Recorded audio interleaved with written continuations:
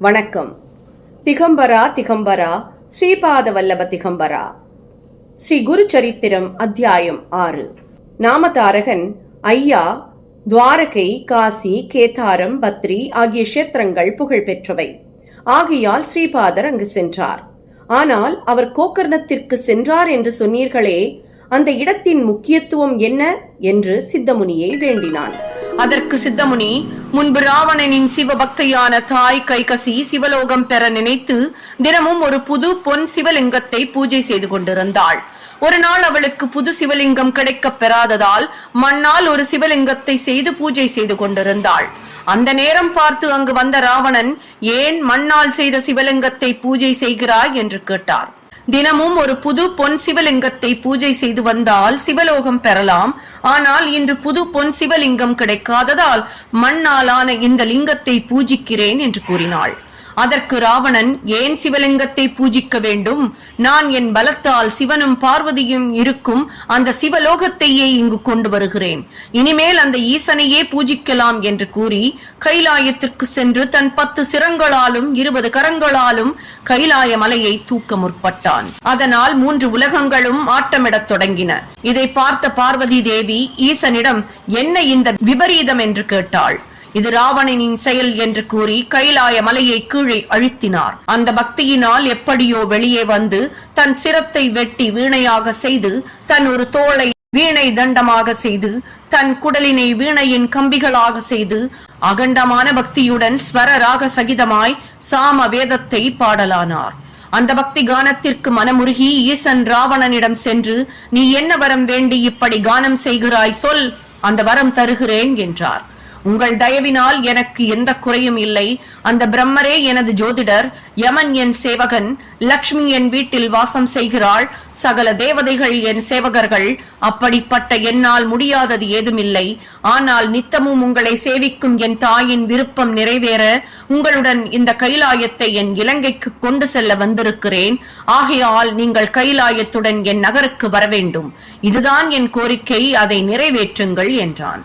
அதற்கு ஈசன், ராவணா, இந்த கைலாயத்தை கொண்டு போய் என்ன செய்வாய்?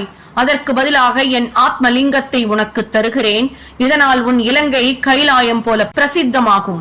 நீ என்னை போல மகிமை உடையவனாவாய் என்று கூறி ஆத்மலிங்கத்தை போகும் வழியில் எங்கும் வைக்காமல் நேராக உன் நகருக்கு கொண்டு போய் அங்கு பிரதிஷ்டை செய் என்று கூறி தன் ஆத்மலிங்கத்தை ராவணனிடம் தந்தார் ஈசன்.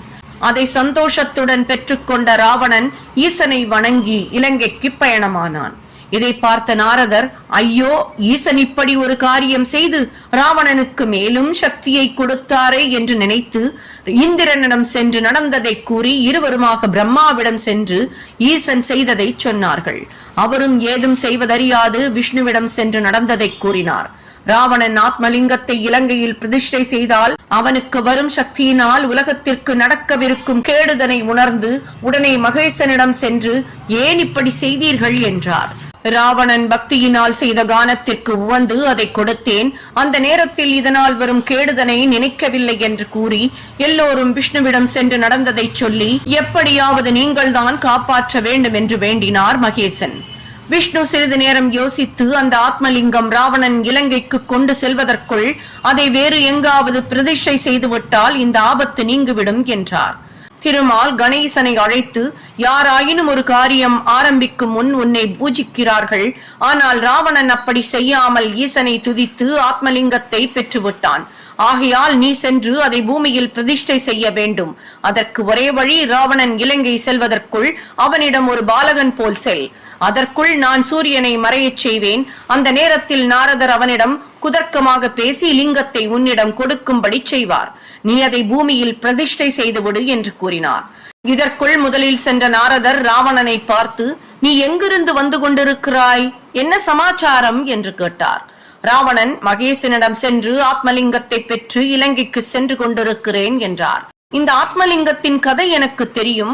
முன்னொரு காலத்தில் பயங்கரமான ஒரு மிருகத்தை கொன்று அதன் 3 கொம்புகளில் இருந்து மும்மூர்த்திகள் 3 லிங்கங்களை பெற்றுக் கொண்டார்கள். இந்த லிங்கம் அதுதான். இதை எவனொருவன் பெற்று பூஜித்தால் அவன் ஈசனுக்கு சமமாவான். அவன் இருப்பிடம் கைலாயத்திற்கு சமமாகும் என்று விவரித்துக் கொண்டிருந்தார். அப்பொழுது ராவணன், நாரதா, லிங்கத்தின் வரலாறு பற்றியும் அதன் மகிமை பற்றியும் கேட்க எனக்கு நேரம் கிடையாது. நான் சீக்கிரமாக இலங்கைக்கு செல்ல வேண்டும் என்று கூறினார். நாரதர், ராவணா, சந்தியா வந்தனம் செய்ய வேண்டிய நேரம் வந்துவிட்டது. அதை செய்யாமல் செல்வது உன் போன்றோருக்கு நல்லதில்லை. எனக்கு தெரிந்ததை கூறினேன், பிறகு உன் விருப்பம் என்றார். அந்த சமயத்தில் கணேசன் பாலகன் போல அந்த இடத்தில் தென்பட்டான். அவனிடம் சென்று, நீ யார்? உன் தாய் தந்தை யார் என்று கேட்டான். நான் உமா மகேசனின் மகன். உன்னை பார்த்தால் எனக்கு பயமாக இருக்கிறது, நான் செல்கிறேன் என்றான். அப்பொழுது ராவணன், குழந்தாய், நீ எனக்கு ஒரு உதவி செய்ய வேண்டும். நான் சந்தியா வந்தனம் முடித்து வரும் வரை இந்த லிங்கத்தை பூமியில் வைக்காமல் கையில் வைத்துக் கொண்டிருக்க வேண்டும். இதை நீ செய்தால் உனக்கு பொன்னொழி வீசும் என் இலங்கையை காண்பிக்கிறேன். உனக்கு இஷ்டமானால் நீ அங்கு தங்கலாம் என்றார். அரக்கர்கள் வசிக்கும் இலங்கைக்கு நான் வரமாட்டேன். அதுவுமின்றி மிக பலுவாக இருக்கும் இந்த லிங்கத்தை வெகு நேரம் என்னால் தாங்கி சுமக்க முடியாது. என்னை விட்டுவிடு, நான் செல்கிறேன் என்றார். உடனே ராவணன் அவனிடம் மன்றாடி வேண்டி லிங்கத்தை கொடுத்து சந்தியாவந்தனம் செய்ய புறப்பட்டான். அப்பொழுது அந்த பாலகன், என்னால் சுமக்க முடியாமல் நேரிடும் பொழுது 3 முறை உன்னை அழைப்பேன். நீ வரவில்லை என்றால் பூமி மீது வைத்து விடுவேன் என்று கூறினான். ராவணன் சென்று சந்தியாவந்தனம் ஆரம்பித்த உடனே கணேசன் 3 முறை ராவணனை அழைத்தான். ஆனால் சந்தியாவந்தனம் முடிக்காததால் ராவணன் வரவில்லை. இதற்காகவே காத்துக் கொண்டிருந்த கணபதி சொர்க்கத்தில் இருந்த தேவர்கள் எல்லாம் பார்த்து கொண்டிருக்கையில் ஸ்ரீ மகாவிஷ்ணுவை தியானித்து அந்த லிங்கத்தை பூமியில் ஸ்தாபித்தான். தேவர்கள் எல்லாம் பூ மழை பொழிந்தார்கள். பிறகு வந்த ராவணன் இதை பார்த்து கணபதி மேல் கோபம் கொண்டு அடிக்க சென்றான். இதை பார்த்த கணபதி, என் அப்பாவிடம் சொல்லுவேன் என்று சொல்லி ஓடிவிட்டான். ராவணன் தனது 20 கைகளிலாலும் மிக பலத்துடன் அந்த லிங்கத்தை பெயர்க்க முற்பட்டான். ஆனால் பூமி அதிர்ந்ததே தவிர லிங்கம் சிறிதளவு கூட நகரவில்லை.